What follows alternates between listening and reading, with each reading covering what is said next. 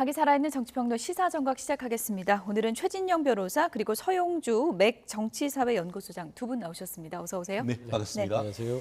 국민의힘 전당대회가 이제 후반전에 접어들었습니다. 주제어 보시죠. 나를 도와라. 나경원 후보랑 원희룡 후보가 서로 나를 도와라. 그러니까 단일화를 나로 하자. 이렇게 제안을 하고 있는데요. 어떤 내용인지 잠시 내용부터 듣고 오겠습니다. 연대를 한다든지 제가 단일화를 한다든지 그럴 의사는 없지만 결국 원희룡 의원께서 저를 지지해 주시지 않을까 이렇게 생각을 합니다. 사실상 좀 지지율이 많이 빠지고 있는 추이로 보이기 때문에 원희룡 의원의 지지율이 저하고 저를 지지해 주시지 않을까 이렇게 생각합니다.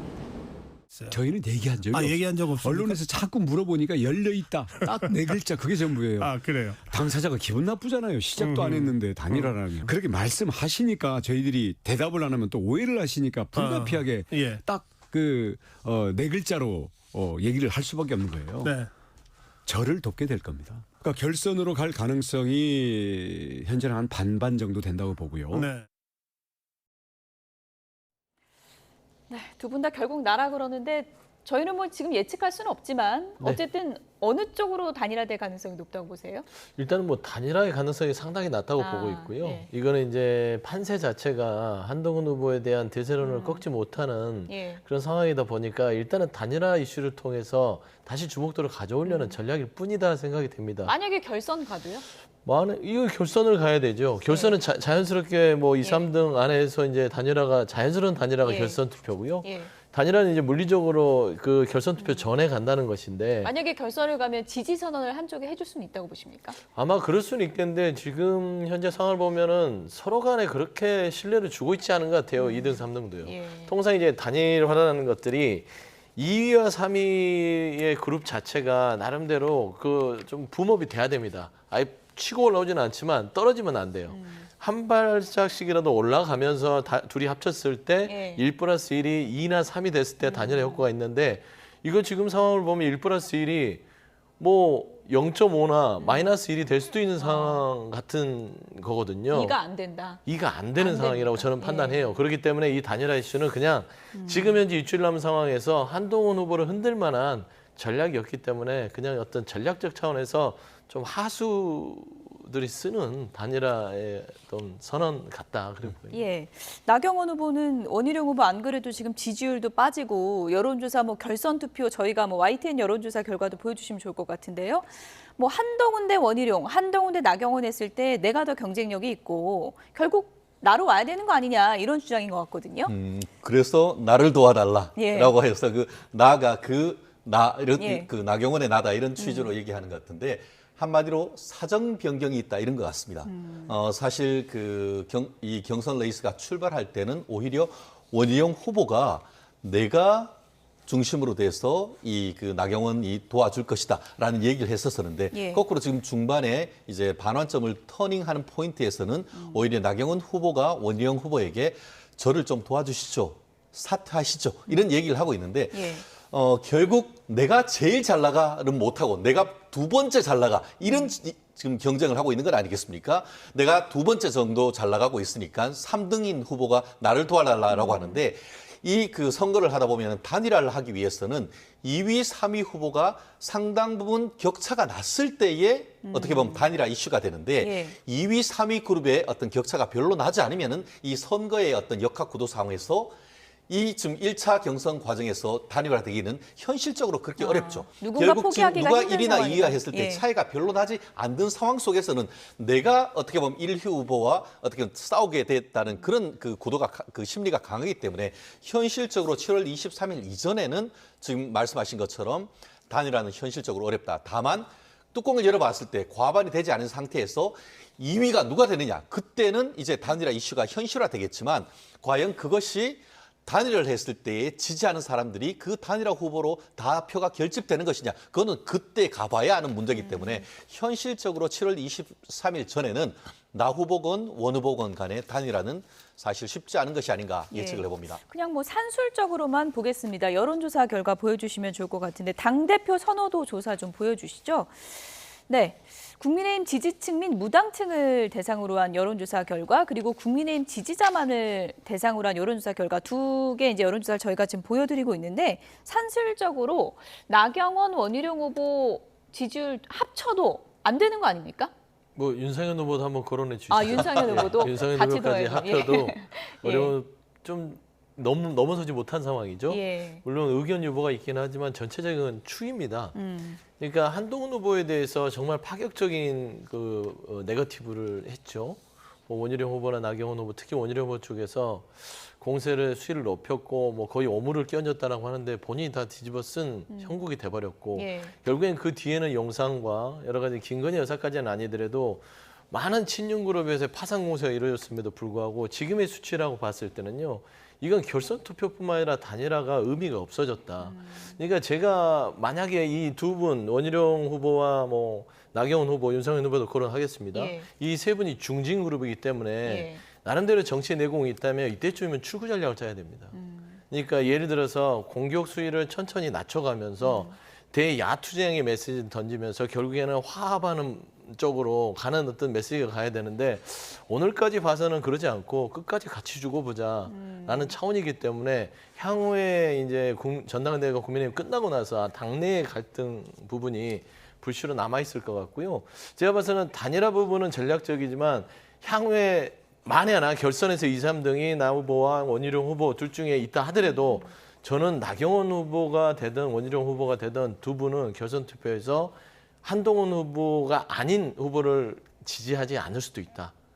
왜 그러냐면 그때야말로 진정한 본인의 정치적인 어떤 생존을 위한 출구가 생길 수 있거든요. 그래서 의외로 결선이 갔을 때 한동훈 후보한테 지지선을 할 수 있는 그런 요인들이 남아있다. 좀 그렇게 보시는 게 맞을 것 같습니다. 원희룡 후보가 늘 주장하는 게 이런 여론조사 믿지 말아라. 당원들의 여론조사가 중요한 게 아니냐 하라는데 당원 여론조사 결과가 한 언론에서 이제 보도가 돼갖고 그게 또 논란이 되고 있더라고요.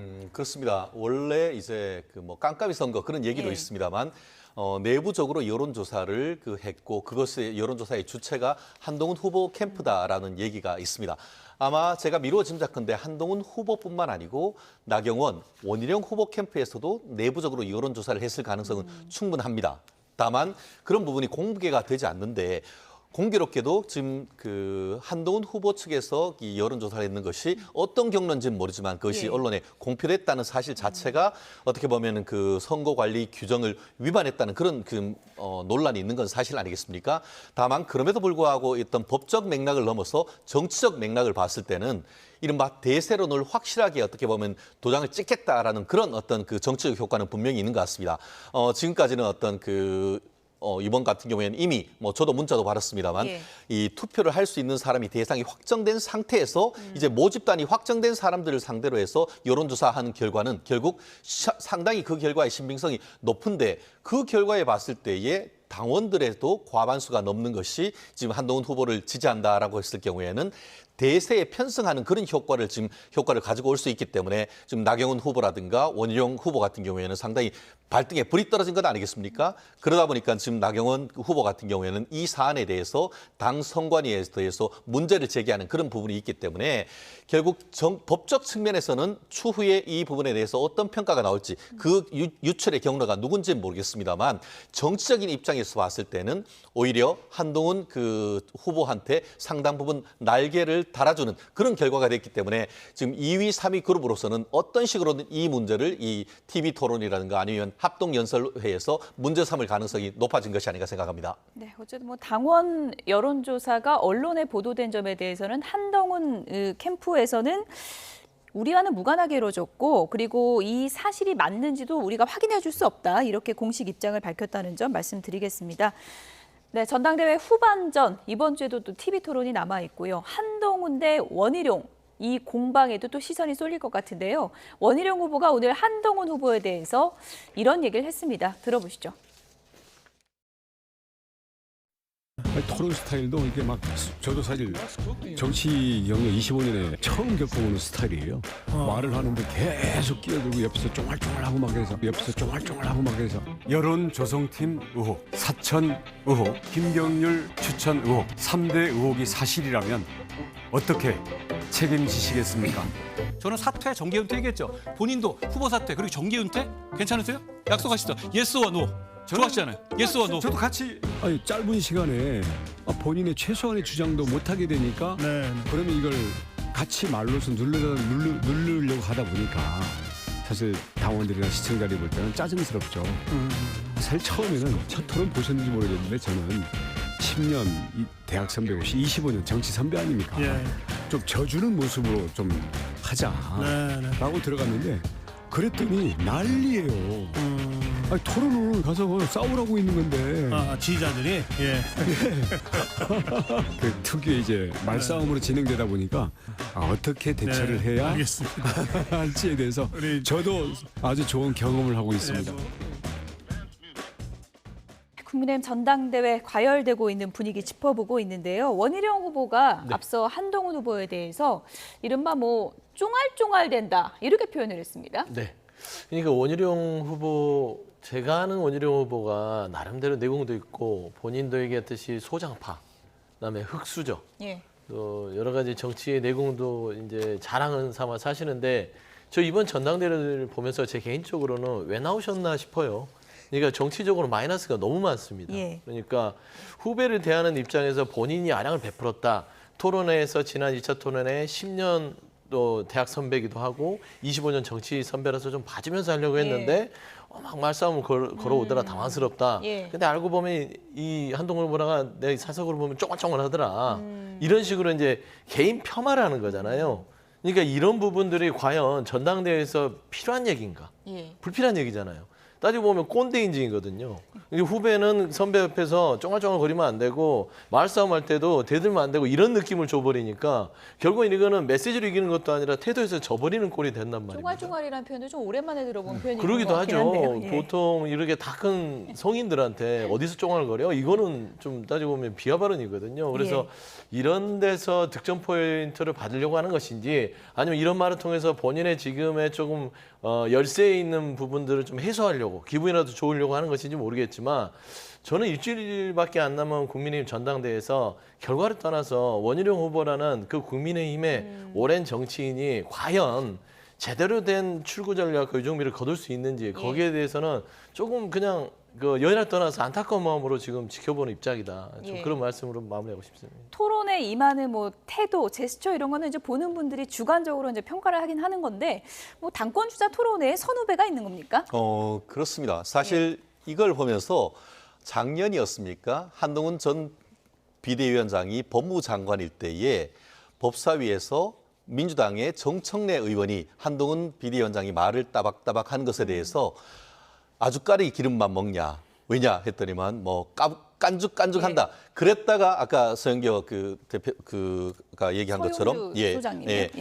결국은 꼰대 이미지만 강화된 것 아니겠습니까? 그처럼 결국 메신저를 공격을 하다가 오히려 지금 신선한 이미지 남원정이라고 해서 보수의 개혁 보수의 젊은 보수라는 이미지만 많이 까먹었다는 점에서 저도 개인적으로 지금 그 원희룡 후보님 뭐 저도 참 존경하는 선배님이신데 점수를 정치적인 어떤 점수를 많이 까먹는 것 같아서 굉장히 안타깝습니다.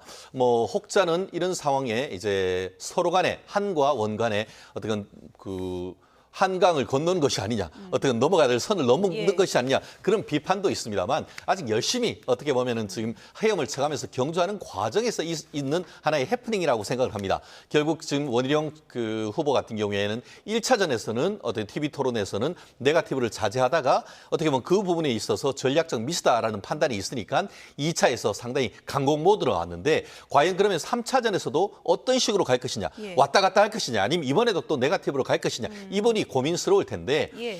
아무리 어떻게 보면은 그 싸운다 하더라도 기본적인 격은 지켜야 된다라는 생각이 드는데요. 이번에도 또다시 이런 식의 어떤 그 태도에 대한 문제를 삼는다고 하면은 오히려 지금 반등의 계기보다는 오히려 지금 원희룡 후보가 더 떨어질 수 있는 이런 부분이 있어서 아마 다가오는 3차 TV 토론의 원희룡 후보의 전략이 굉장히 중요한 시점이 된 것이 아닌가 평가를 합니다. 원희룡 후보 전략도 고심이 깊을 것 같고 한동훈 후보도 그럴 것 같은데 아무래도 여론조사 1위 후보니까 좀 여유 있게 대응하라 이런 주문도 분명히 있는 것 같긴 한데 사천 의혹, 댓글 의혹 이것은 뭐 반격을 안 할 수 없는 아주 무거운 의혹들이잖아요. 그렇습니다. 앞으로 토론회에서 좀 어떤 전략이 필요하다고 보세요? 일단 사천 댓글 의혹 부분에 있어서 걱정해야 될 거는 저는 사천 의혹 자체는 털 수 있다고 봐요. 왜냐하면 사천의 당사자들이 지금 공격하는 사람들도 더 사천의 대상이 될 수 있습니다. 예. 지금 예를 들면 나경원 후보도 그럼 사천 받아서 당선이 됐고 그러면은 윤상현 후보도 그렇고 원희룡 후보도 그러면 인천계양에 이재명 대표를 저격하러 갔잖아요. 그것도 사천인가요? 그렇잖아요. 자기들 마음대로 했나요? 그건 아니잖아요. 그래서 이런 부분은 넘어갈 수 있으나 댓글 의혹 자체는요. 이거는 잘 넘어가야 될 겁니다. 예. 이거는 죄송합니다. 이거는 이 안에서의 문제가 아니라 끝나고 나서의 야당의 공격의 빌미가 되기 때문에 이 부분에 있어서는 아주 섬세하게 대응할 공산이 크다 그래 보고 있습니다. 예. 나경원 후보는 한동훈 후보에 대해서 대선에 뜻이 있다고 밝히면서 왜 당권 도전을 하냐. 이것은 민주당의 이재명 전 대표랑 뭐가 다르냐. 이렇게 공세를 퍼붓고 있는데요. 한동훈 후보가 이렇게 답변을 했습니다. 들어보시죠. 나경원 후보도 꿈을 좀 크게 가지시면 좋겠습니다. 저는 우리는 이길 수 있는 대선 후보들이 많아지면 많아질수록 강해지는 정당입니다. 나경원 후보님도 좀 더 꿈을 크게 가지시라는 말씀드립니다. 대통령을 배신할 거라 그러는데 예. 아까도 말씀드렸지만 배신을 할 수가 없어요. 윤석열 대통령이 잘 돼야지 결국 가서 국민의힘도 잘 될 거고 그다음에 다음 대통령 선거에서 희망도 가질 수 있는 것이지. 윤석열 대통령이 잘못돼 버리면 국민의힘은 다음 대통령 선거에 희망이 없어요. 네, 먼저 한동훈 후보 발언이요. 나경원 후보 꿈을 좀 크게 가지시라. 그럼 대권 같이 나오면 되는 거 아니냐 이렇게 좀 반격을 했거든요. 그렇습니다. 사실 한동훈 검사 시절에 조선 제일검이란 얘기를 들었고 예. 피의자들이 한동훈 그 검사한테 가면은 웃으면서 탈탈 털린다라는 그런 얘기를 듣곤 했었습니다. 예. 사실 지금 같은 경우에 나경원 그 후보가 왜 당권 대권 나가면 결국은 대권에 나갈 사람이 왜 나오느냐. 오히려 내가 나가면은 당 대표에 집중하지.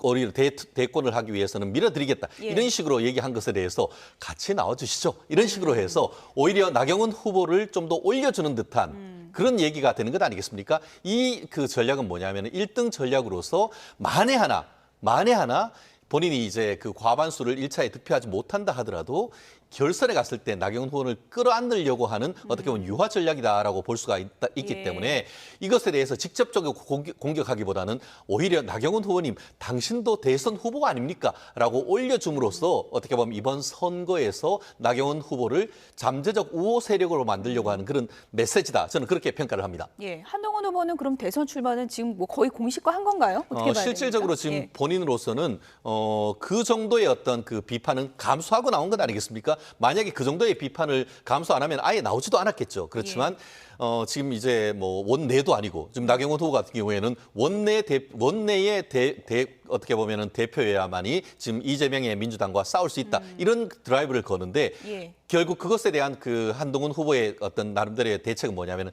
대선 후보기 때문에 예. 대선 후보로서의 역량을 가지고 나는 싸우겠다. 이런 취지가 담겨 있어서 이런 논쟁은 사실은 뭐 결국 그 국민의힘 지지자들한테 이번 어떤 그 7.23 어떤 그 당권 이 선거의 전략이 사실상 다음 대선의 후보를 정하는 그런 어떤 프레임을 정해주는 그런 언급이 아닌가 생각합니다. 나경원 끌어안기 전략이 아닐까 이런 분석도 해주셨는데 나경원 후보 같은 경우에는 지금 원희룡 후보랑 한동훈 후보는 뭐 루비콘강 건넜다 이런 얘기들 나오고 있고 나경원 후보는 어디쯤에 지금 서 있는 거예요? 지금 토론회라든지 메시지를 보면 예. 딱 정확하게 그냥 루틴한 전당대회를 치르고 있는 게 나경원 후보입니다. 아. 가장 그냥 그 평이하죠. 예. 그러니까 그 공격할 만한 수준에서의 공격하고 나온 이슈에 대해서 묻고 답하고 그러나 나경원 후보가 지키는 것들은 인신공격성까지는 안 들어갑니다. 그러니까 감정의 선을 지킨다는 건 제가 초창기에 구도를 보고 나경원 후보가 원희룡 장관의 출격을 보고 나서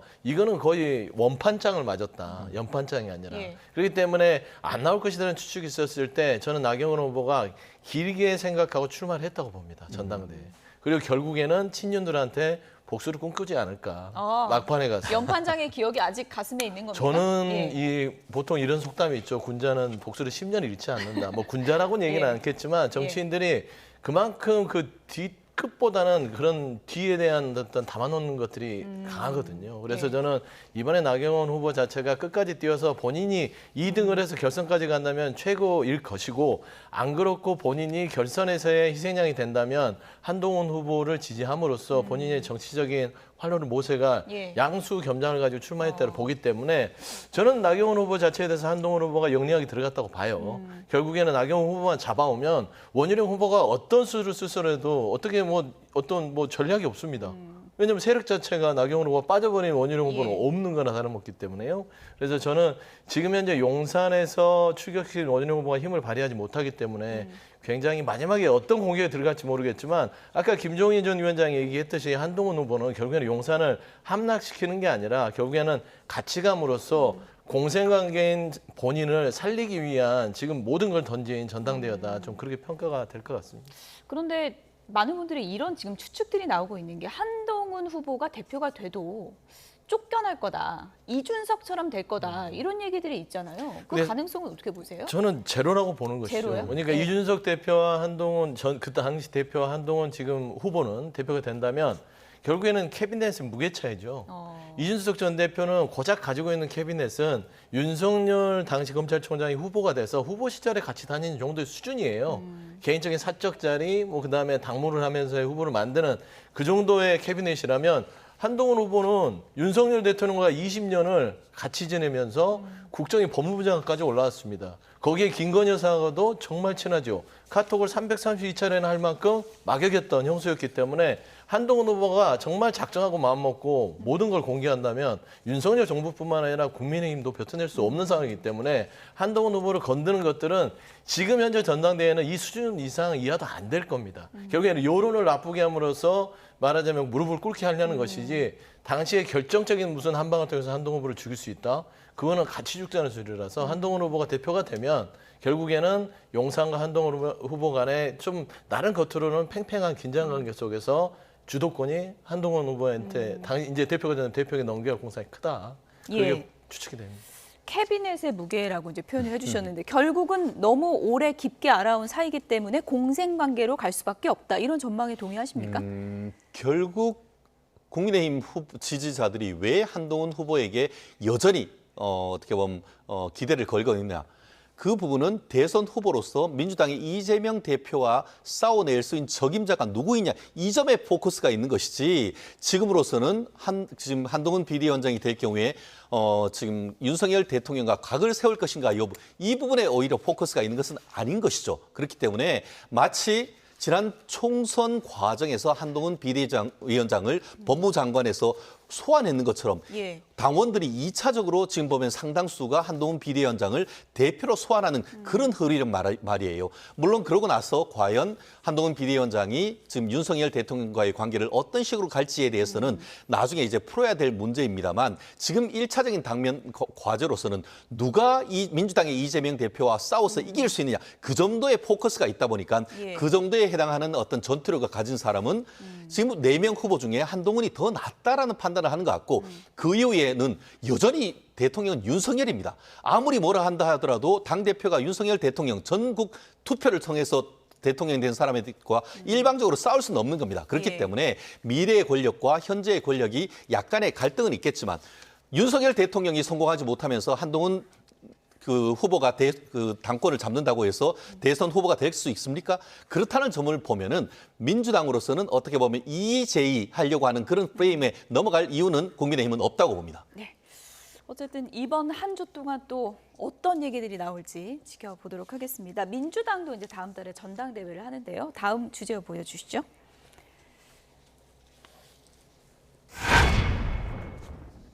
민영배 의원이 이렇게 주장을 합니다. 민주당 전당대회도 엄청 재미있는 포인트가 많다. 흥행할 수 있다. 이렇게 얘기를 하고 있는 건데요. 재미있는 포인트가 뭘까요? 민영배 의원 얘기를 좀 들어보시죠. 거꾸로 딴소리를 많이 하는, 그리고 이 당에 대한 비판을 많이 하는 이런 분들이 나왔으면 뭐라고 했을까요? 언론이나 여당에서. 콩가루 집안이라 하고 분열상 뭐 이렇게 또 공격을 했을 거예요. 이거는 그냥 공격하기 위한 언어일 뿐이지 미안하지만 타격감이 1도 없는, 의미 없는 얘기예요. 그냥 괜히 떠드는. 생각해 보세요. 지금 이 상황에서 네. 그러면 명심 경쟁이니 뭐 일극체전이 하는 얘기를 거꾸로 돌려서 그러면 여기서 분열상을 보이면 누가 좋아합니까? 이거는 특히 여당에서, 그냥 보수 언론과 여당에서 민주당 공격하는 얘기예요. 그리고 재미없다 그러는데 제가 보니까 예. 저희들 그 최고위원 경쟁이나 당대표 경쟁이 재미있는 포인트가 꽤 많아요. 아, 그래요? 네, 포인트 예를 들면요. 하나만. 예. 예를 들면요. 지난번에는 이재명 대표가 지금 3분이 나왔는데 네. 77.77%를 얻었잖아요. 네. 지난번보다 더 나올까 덜 나올까, 이것도 되게 재밌는 포인트고. 알겠습니다. 네. 민영배 의원이 지적한 되게 재미있는 포인트. 네. 두 분은 재밌는지 재미없는지 좀 말씀이 개인적인 재밌네요. 말씀이 예, 재밌습니까? 예. 그러니까 뭐 기준점이라는 게 다르겠죠. 재미 포인트는요. 그러니까 이재명 대표 혼자 나왔을 때보다는 재밌겠죠. 그래도 뭐 아무리 좀 이재명 대표의 어떤 그런 여러 가지의 대세론이 있다 하더라도 그래도 2명이 나와서 메시지를 내니까 혼자 나왔을 때보다는 재밌을 것이다. 그러나 지금 민영배 의원이 얘기한 대로 77.7% 저거를 덜 나올까 더 나올까, 저 재미를 국민들이 과연 재밌어 할까요? 그건 아니잖아요. 결국에는 이제 변화 있는 모습들과 변화 있는 메시지, 그리고 이재명 대표의 어떤 추대론과 연임, 그다음에 어대명이라는 이런 부분들이 흔들리는 부분들을 관전할 때 재밌지, 77.7이냐 80이냐 아니면 75.2냐, 이건 재밌는 포인트가 아니에요. 그래서 이런 부분들은 차라리 더 이 전당대회를 재미없게 만드는 겁니다. 이 메시지를 들으면 뭐 하는 거야? 지금 억지 재미 하는 거야? 노재미네? 뭐 이런 식으로 얘기를 할 수 있기 때문에 저는 결국엔 재미라는 건 말로 하는 게 아니라 상황들을 만들 수 있는 것들은 그 각 후보들이거든요. 최고위원 경쟁자는 8명으로 지금 추려졌으니까 그분들이 정말 이재명 대표에게만 잘 보이려고 이재명의 지킴이다, 이재명 지켜야 되기 때문에 나를 뽑아달라, 이런 말하자면 이재명 대표를 향한 여러 가지 뭐라 하죠? 친명 노름이라고 해야 되나요? 그래서 뭐 김재섭 의원은 오늘 무슨 재롱장치라고 얘기를 했던데 그거는 좀 과하고, 그런 양상이 되지 않도록 정말 메시지를 다양성을 그 후보들이 내세운다면 민주당의 전당대회도 나름대로 볼만할 것인데 지금같이 이재명 대표에게 줄을 서서 그리고 강성지 지지층에게 표를 얻으려고 하면 재미는 당연히 있을 수 없다라고 좀 평가가 어쨌든 됩니다. 민영배 의원은 되게 재밌다고 이제 얘기를 해주는 건데, 제가 오늘 인터뷰하면서 느낀 건 민주당도 재미없다는 그런 비판에는 좀 신경을 쓰는 모양새예요. 그렇습니다. 사실 오늘 초복인데 우리가 삼계탕 먹으러 가지 깍두기 먹으러 갑니까? 결국 어떤 우리가 뭘 했을 때에는 식당에 갔을 때도 메인 디시 주찬이 중요한 것이지, 지금 주찬은 딱 결정이 돼 있는 상태에서 옆에서 깍두기가 맛있네, 김치가 맛있네, 콩자반이 맛있네, 지금 그게 부수적인 걸 가지고, 최고위원 걸 가지고 재밌다라고 얘기를 하고 있다는 자체가 약간 코미디스럽다라는 얘기를 하고 있고. 아니, 당대표도 재밌다고 하시니까. 그러면서 저는 만약에 그러려고 하면은 오히려 찬반 투표를 해서 뭐냐 또냐 이렇게 하시지, 왜 그 77.7%가 맞느냐 아니면 80%가 맞느냐 이런 얘기하는 자체가 본인 스스로들도 이런 지금 현재의 구도 자체가 국민들 보기에 명구스럽다라는 얘기를 지금 웅변하는 것 같고, 더불어서 저는 오늘 알았습니다. 민영배 의원님 정말 찐명 중에 찐명이 되려고 한다라는, 찐명 호소인이 되려고 하는 모습을 봤는데 저러한 모습 자체가 국민으로부터 유리되는 그런 모습, 한마디로 민주당이 갈라파고스와 정당이 되고 있다는 것에 대한 증거가 아닌가 싶은데요. 그렇기 때문에 대한민국 어떤 방송에서 코미디가 점점 없어지는 것 같습니다. 참고로 민영배 의원은 호소인이 아니라 찐명이 맞습니다. 그걸 말씀드려야 될 것 같아요. 호소인이 아니고 찐명은 맞다. 찐명입니다. 참고로 민영배 의원은 지금 최고위원 경선에서 본선 티켓을 따냈고요. 지금 이제 최종적으로 최고위원이 될지는 저희가 좀 지켜봐야 되는 그런 상황인데, 당대표 경선 재미있어질 확실한 포인트는 김두관 후보의 선전이잖아요. 그렇습니다. 김두관 후보 같은 경우에는 지금 정견 발표 전에 당 투표하는 게 말이 되냐, 당원 투표 시점이 맞지 않는다라고 이의 제기를 했던데요. 이게 좀 받아들여질 가능성도 있는 겁니까? 이 부분은 조금 예. 당에서 받아들여줘야 될 것 같아요. 그러니까 이거는 이유 있는 이의제기입니다. 원래는 안 그랬어요? 그렇죠. 그러니까 그냥 단순한 논리죠. 예. 뭔가 이 투표를 하기 전에 투표라는 게 보통 어떤 의견들을 듣는다거나 그 후보자들의 여러 가지 신상들을 파악하고 나서 투표를 해줌에도 불구하고 그걸 듣기 전에 투표가 시작돼 버려요. 그러면 이거는 투표의 방식이 선호가 바뀌어 버렸잖아요. 그러니까 이거는 좀 수정을 하거나 뭐 아니면은 뭐 행정적인 결정이 잘못된 걸 수 있기 때문에 예. 저는 이 부분에서 당에서 검토를 해서 오해가 없도록 아무리 이 전당대회 자체가 어떻게 그냥 한쪽으로 치우쳐서 간다 하더라도 실수한 절차적인 부분에 흥결이 있었을 시에는 민주당이 전통 민주당 야당 예. 아니겠습니까? 그런 정당으로서의 흥결이 나타나지 않도록 김두관 후보의 지적은 올바르다 평가가 예. 되고요. 저는 김두관 후보의 메시지들을 보면서 선명합니다. 결국에는 민주당 자체가 그냥 한 사람에게 어떤 줄을 서고 일극으로 가는 부분들이 이거는 민주당의 모습이 아니다. 그리고 그 지금 현재 이재명 대표 지도 체제에 조금이라도 비판하거나 쓴소리를 하는 사람은 배제되고 말하자면 공적이 되는 이런 것들이 과연 민주당의 모습인가라는 게 지금 김두관 후보의 메시지입니다. 그래서 저는 이런 부분들이 어느 정도 당원과 민심 속에서 녹아내린다면 정말 민영배 의원처럼 77.7이 아니라 다른 포인트에서 재미를 줄 수 있을 것이다. 좀 그런 생각이 듭니다. 예. 어쨌든 지금 민주당 지도부 최고위원에 도전한 많은 후보들이 한결같이 또 김건희 여사에 대한 공세를 강화하고 있는데요. 마지막 주제로 잠시 살펴보겠습니다. 보여주시죠. 영부인이라 정치화된 것이다. 영부인이 아니었다면 명품백 수수 의혹 각하 처분됐을 것이다. 김건희 여사의 법률 대리인인 최재우 변호사가 언론 인터뷰를 자청해서 이런 내용을 밝혔거든요. 어떤 걸 주장하고 싶은 걸까요? 결국 이 사안과 관련해서 지금 국민권익위원회에서 조사하는 결과는 결국 문제가 됐던 것이 이른바 어떻게 보면은 그 청탁금지법과 관련해 가지고는 그 공무원의 배우자가 이와 같이 어떤 물품을 받은 것은 형사적인 문제에서 봤을 때의 처벌 규정 자체가 없기 때문에 그런 측면에서 법률적으로 봤을 때는 각하해야 된다. 한마디로 형사적으로 검찰에 고소 고발을 했다 한다 하더라도 법적 규정이 없기 때문에 죄형 법정주의에 비춰봤을 때에 이 부분에 대해서는 법률적으로 문제받을 수가 없고 그러다 보니까 그 국민권익위원회에서도 검찰 고발을 하지 않았다. 그 논리 아닙니까? 결국 그 김건희 여사의 변호사 같은 경우에는 정치인이 아닌 변호인으로서 사건에 대한 법적 의견을 밝혔다라고 얘기를 할 수가 있겠습니다. 예. 그런데 거기에 더불어서 영부인이기 때문에 정치화했다라는 그 사족이 결국 문제가 되고 있는 것 같은데요. 말씀하신 것처럼 영부인이기 때문에 국민들이 관심이 있는 것 아니겠습니까? 그렇기 때문에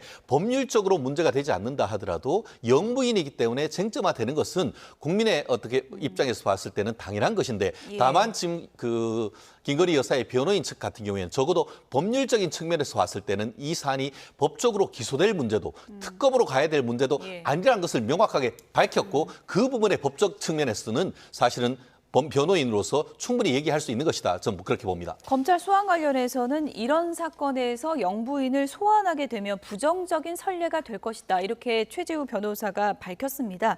물론 개인의 의견임을 전제로 하긴 했지만 김건희 여사의 법률 대리인이기 때문에 김건희 여사의 생각을 여기서도 엿볼 수 있지 않을까 이런 또 분석도 있거든요. 어떻게 그렇죠. 보십니까? 충분히 다 담겨져 있죠. 그다음에 최재우 변호사는요 대통령실의 행정관 출신으로 알고 있습니다. 단순한 이제 법률가로서의 변호사가 아니라 정치적인 부분들이 충분히 녹아내린 변호를 하고 있다고 생각이 되고요. 첫 번째 여기서 알 수 있었던 것은 김건희 여사는요. 지금 김건희 여사의 문자 파동이 지금 국민의힘 전당대회에서 나와서 사과를 하네 안 하네 진정성이 있네 없네 했지만 결과적으로 수사 소환 안 하겠다는 거잖아요. 그럼 결국에는 사과를 안 하려고 했던 거다라고 저는 추측할 수 있는 것이고 두 번째 검찰은 왜 김건희 여사가 영부인이라고 해서 법 앞에 평등하지 않죠? 특권인가요? 영부인이 특별한 대우를 받아야 된다라고 어떤 법률상에 있나요? 왜냐하면 이원석 검찰총장이 이재명 대표 부부를 소환할 때 이 부분에 대해서 통상 절차라고 했습니다. 이게 죄가 있든 없든 간에 나와서 조사를 하고 그 부분을 털건 털고 불기소 기소 처분을 하는데 그러면 통상 절차에 따라서 김건희 여사 소환 조사하는 게 맞지 않습니까? 그게 대한민국의 정의임에도 불구하고 영부인이니까 소환해 하는 건 선례를 남긴다. 이건 스스로를 이 김건희 여사를 특권층으로 구분해서 보호하겠다는 그런 발언밖에 안 된다. 좀 그런 말씀을 드립니다. 김건희 여사가 직접 입장을 밝힌 것은 아니지만 이런 법률 대리인의 이제 인터뷰 내용이 이제 나온 상황이고 이원석 검찰총장이 지금 임기가 얼마 안 남은 시점에서 이 사건 매듭 짓겠다고 했잖아요. 소환 여부를 놓고 좀 고심은 깊어질 것 같은데요. 근데 말씀드린 것처럼 이 그 이른바 명품 파우치 문제에 있어가지고는 예. 죄가 안 되는데 나오라고 하는 것 자체가 직권남용이 되는 것입니다. 말씀드린 것처럼 만에 하나 법률적으로 검토를 했을 때에 범죄가 되지 않는다라고 하면은 수사기란 안 부른 게 맞고 이른바 불문 종결하는 것이 일반적인 관례입니다. 거꾸로 그 서 단장님 같은 경우에도 고소를 받았는데 택도 없는 고소를 했다고 하면은 그것은 출석해서 어떤 소명할 것이 아니고 그 사안에 대해서는 불문 종결하는 것이 맞는 것이거든요. 다만 이 사안을 민주당이 정치화, 쟁점화하고 있기 때문에 예. 출석 여부가 문제되지만 죄형 법정주의란 측면 그리고 피의자 보호란 그런 측면에서 봤을 때에 적어도 이 사안과 관련해서 김영란법은 법적으로 죄형 법정주의상 죄가 되지 않는 것이 너무나 명백하기 때문에 그 부분에 있어가지고 출석해라. 그것은 이루어질 수 없는 것이죠. 다만 하나 문제되는 것이 이른바 도이치모터스 사건 이런 부분과 관련해 가지고는 지금 1심, 2심이 진행되고 있기 때문에 네. 만약에 공소권이 아직까지 살아있다라고 판단을 한다면 그때 다른 사건으로 소환하는 것은 변론으로 이 김영란법 위반 사건과 관련해 가지고는 소환할 것이 아니고 이 사안에서 종결하는 것이 저는 법적으로 맞다고 봅니다. 저는 최 변호사님 말이에요. 이 말은 시청자들한테 말씀드려야 될 것 같아서요. 이건 궤변입니다. 예를 들어서 그러면은 고발했는데 고발인들을 왜 소환해서 조사를 하고 나서 피고발인 부분에 있어서는 조사를 안 하죠? 그럼 아예 다 안 해야죠. 형평성에 맞나요? 뭐 최재형 목사나 서울시설의 백은종 대표는 하천민이라서 소환해서 조사하고 영부인은 뭐 고위층이고 뭐냐면 특권층이라서 조사를 안 하고 그렇게 해야 되나요? 그게 법인가요? 그게 아니고 윤석열 법대로 정부의 하기 법인지. 때문에 그렇게 그게 소환하고 하는 법대로예요? 겁니다. 본인이 고발했기 때문에 나와서 조사를 그게 받아야 되는 바로 것이죠. 윤석열 정부의 현 검찰의 주소다. 그런 그게 말씀 민주당의 드리고 싶습니다. 잘못된 법적 논리인 것이죠. 죄형 법정주의에 현저히 어긋나는 논리인 것이죠. 예. 어쨌든 두 분이 지금 얘기해 주신 게 다 시청자 여러분들이 다 듣고 이제 이해를 하셨을 것 같고요. 또 개인적인 입장이 다 있으실 것 같긴 한데 어쨌든 이런저런 부분 때문에 이제 검찰 입장에서도 조사를 어떤 형식으로 할 것인가 이 부분에 대해서 상당히 고심을 하고 있을 것 같습니다. 이 내용은 좀 추후 상황을 지켜보도록 하고요. 지금까지 최진영 변호사 그리고 서영주 맥 정치사회연구소장 두 분이었습니다. 고맙습니다.